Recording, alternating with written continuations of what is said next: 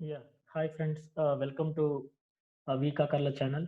Now we are going to start session 3, that is MySQL with JPA Hibernate of the Spring Boot application. So in this we are going to introduce two more components like of course it is a MySQL and the JPA Hibernate as well as uh, Spring Data. So what is Spring Data? So why we are working with Spring Data? How can we connect databases using Spring Data? So what components are developed as part of Spring Data? We will know. So I'm going to show one diagram related to Spring Data. 3. Spring Data is a high-level Spring source project whose purpose is to unify and easy to access different kind of persistent stores, both relational databases and NoSQL data stores, which means, see, the main motto is, the Spring people main motto is to connect any kind of database using the Spring Data. How can we connect? See, within the Spring Data, they given lot of repositories.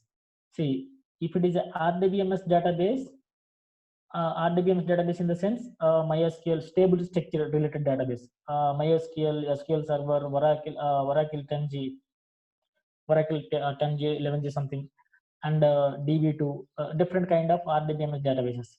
So on top of RDBMS, we have a JDBC. On top of JDBC, we have a JPA, Java Persistence API. So on top of this, they created a wrapper called JPA repository. What is mean by repository? A repository is a one type of class or interface where we can have all uh, predefined methods like save, update, delete, different save all, save batch, delete all, something. These kind of predefined methods are there to perform some database related transactions. Like that, if it is a NoSQL database, in the sense there is no structured, which is a key value pair. It will show key value pair. So different kinds of databases are there. One of the popular NoSQL database is MongoDB. So on top of that, they created a Mongo repositories. So like that, if you want to communicate with any kind of database, respective repository is there inside the Spring Data. This is what about Spring Data. So coming to defining an objects or entities or models related backend. So if you are using JPA repository or JPA, Java Persistence API, we can give the at the rate entity in the sense the model object. So at the rate table name equals to user. Uh, Forget about this user. So user in the sense the table name user, and also we can give the columns. See, this is nothing but a mappings. So like that. So if it is a MongoDB, the document and collection, instead of, see, here we are giving a table, right? Here we are giving a document. Inside the collection, table name is the collection user. So when we are entering into the NoSQL database, we will talk about this. Now we are talking about this. So coming to our project, I already created a project. So how to create a project? You can watch session 2 and session 1. So first of all, I will go to the entities, which means model. See, I take an employee object and I have a table name is an employee. Schema name is the Vkagala POC. So the schema name Vkagala POC, right? So we are using MySQL database, right? So we need to install MySQL database. I already installed MySQL database. Just I am opening MySQL workbench or MySQL developer. See, this is the user interface of MySQL database. Just I'm opening as it is connecting. Just this is the Vkagala POC. See, here we don't have a table. So we need to create an employee table. This is a employee object, right? Employee object, right?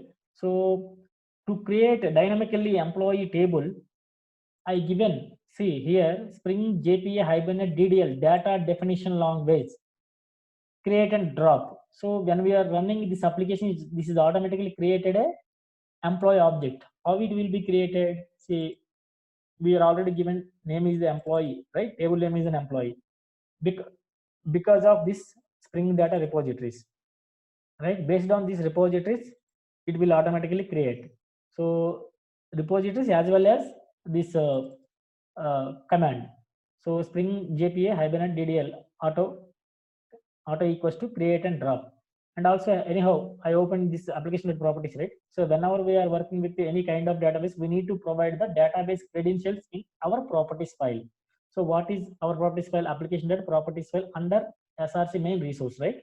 So port number anyhow given port number sequentially 2021, and data source URL. See MySQL database, right? So you know 3306 is the default port of MySQL, and slash we need to give our schema, our database name. So what is our database name? vKakarla POC.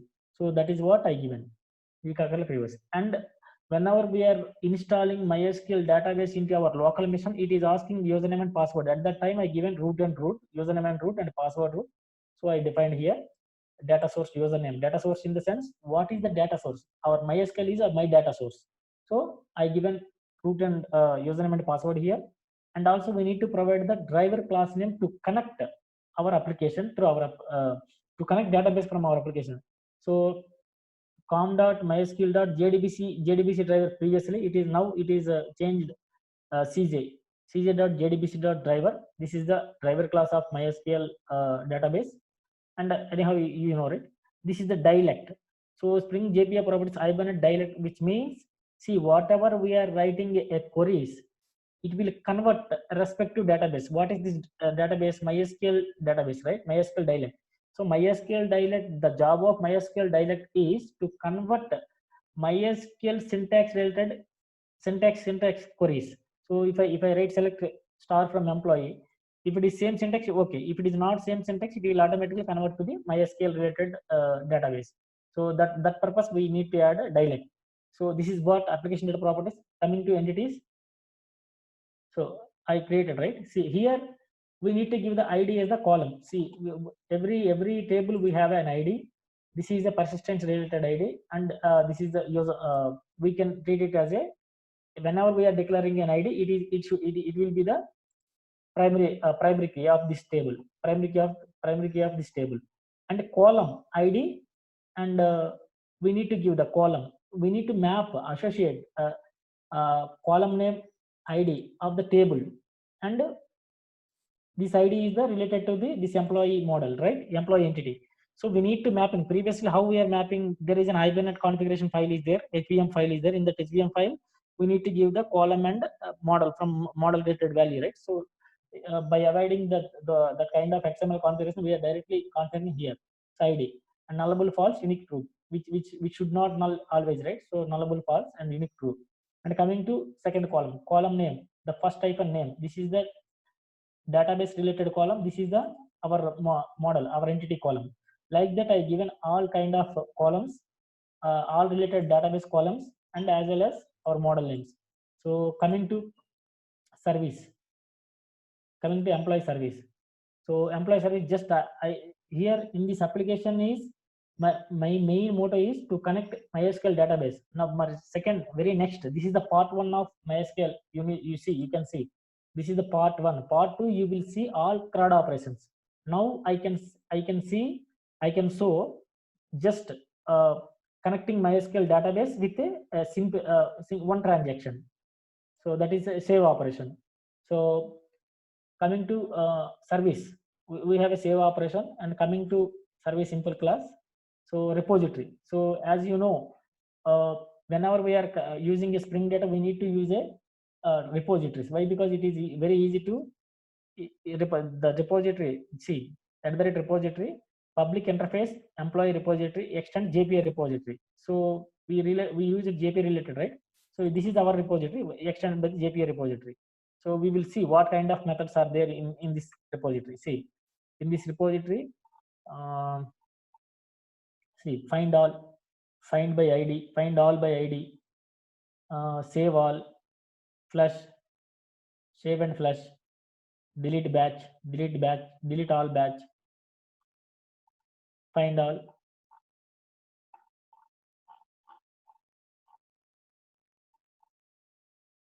Where is our save?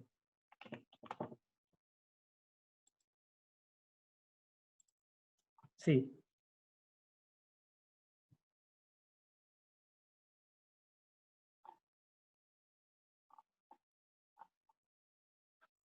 we'll come to here. Very simple, right? We have a save, right? See, okay, this is also there. This is the code repository implemented by the JPA repository. So we have a save object also here. Save all existing by ID find or something, right? So this is interface code repository. If you go to JPA repository, this JPA repository is extended by the paging and sorting repository. So if you go this paging and sorting repository, it is extended by the code repository. So whatever we have a future classes or future interfaces, future classes or future extended, right? This is a class. So future interface, future classes methods, we will have the subclass, right? So that is the reason I have a this class in my repository, So save employee. So we are saving here. So coming to controller application class. So here, this is the application class.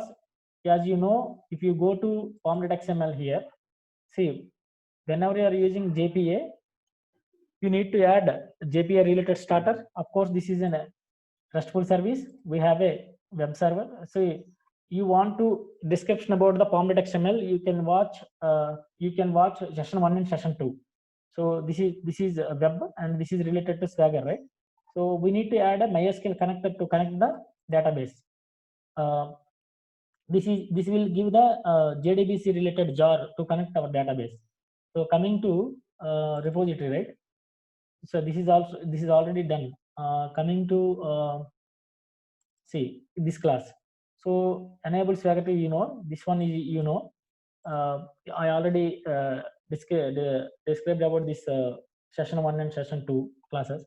Enable JPA repositories. See, whenever we are working with a Spring Data related repositories, you need to enable respective repositories. If it is a RDBMS related, we need to use @enable repositories. If it is a MongoDB, we need to use Mongo repositories. So here, what is the base package? Base package in the sense, wherever we are using a repositories, we need to give that package. See here, I use employee repositories, right? To load all the repositories into our application, we need to give the package here. And component scan. So this is the default package of this application, given this component scan. And entity scan. So we need to give the entity in the sense the model which will associate model columns and model fields and table columns. So we need to give our entity package also. So entities package. So where is the entity? Here entity. See here, right? So our main class. So whenever it is running an application, it will load all related classes and respective classes. So that is the reason I'm giving. Coming to controller. Now we can go to the controller. So here I'm maximizing the class here. Just I'm giving a Swagger related annotations. This is related to documentation level. So this is an API operation save employee. This is the API responses. So when we are doing operations in API operations or API transactions, this is the responses in the sense, if it is a 200 API response, which means HTTP status code successfully saved employees. If it is a this is a notes of, or this is a document of this API simply.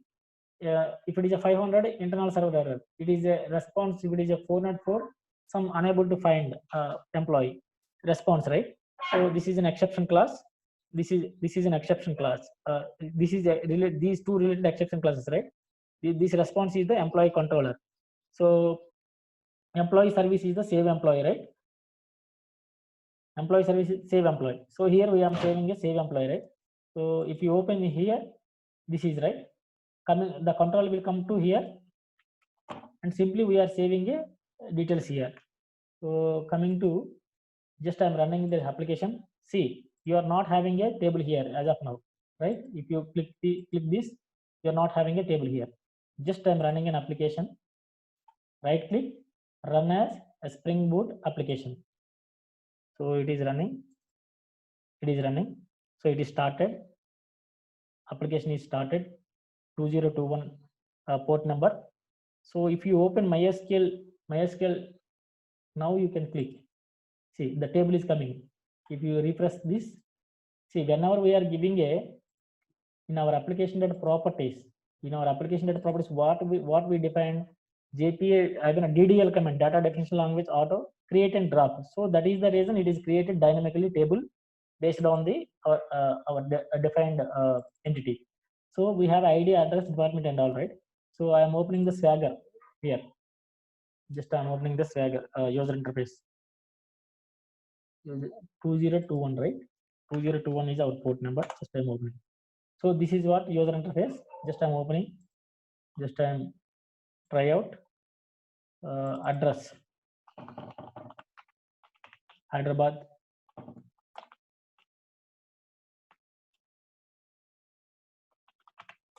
India. Department. Java microservices. Java microservices. Email vkakarla@gmail.com. First name Veer. ID, we need to give ID. This is, we already defined ID, right? It is not a auto increment. So next, last name Kakarla. So just I'm submitting or executing this operation. So successfully saved. So we will see what are the values it is saving. See, all the values are saved, right? So one more record I am going to I am going to save in a debug mode. So you can see the flow, how the flow is going. Just I'm running in a debug mode. I'm putting this control debug here, right? So again, 101.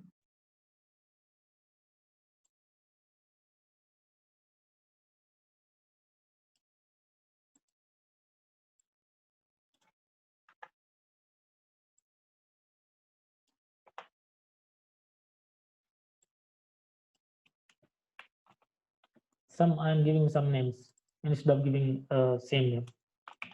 Raju Kakarla. So 109. So just I'm executing this.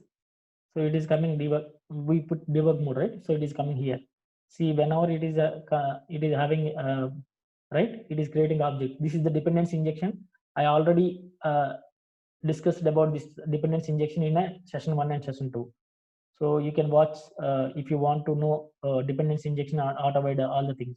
So you can go to implementation class. So here you can put here. Just I'm resuming.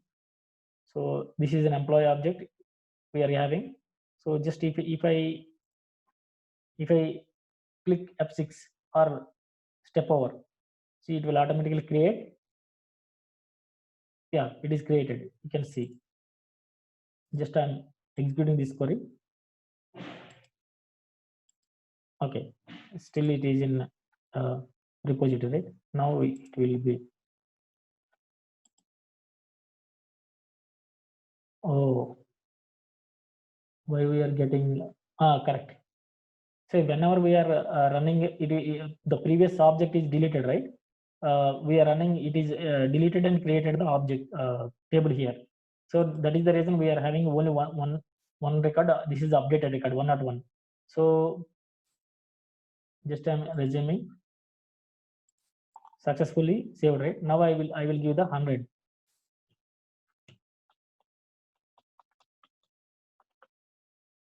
Now just I'm executing. Just I'm resuming.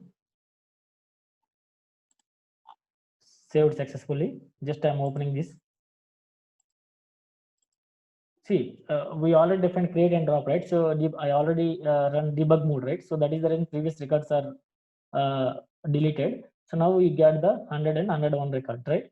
So our in the very next session, I will give the part 2 session. I will create all the remaining CRUD operations: save, delete, update, get all records. I will provide all the remaining APIs.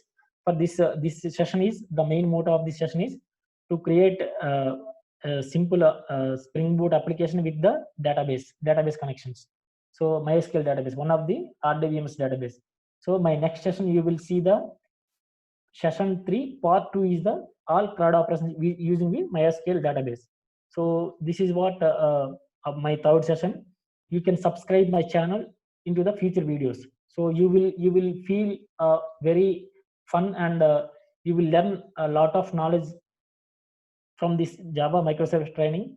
I will introduce all, I will provide the microservices training videos. I can say more than 20 videos future will come. Within a 4 to 5 days, you will get the all these kind of videos, next future videos. So you can subscribe my channel. You will see all next related videos from this channel. Thanks, friends. Thank you very much for watching these technologies. You can learn, you can watch, you can enjoy. Thank you.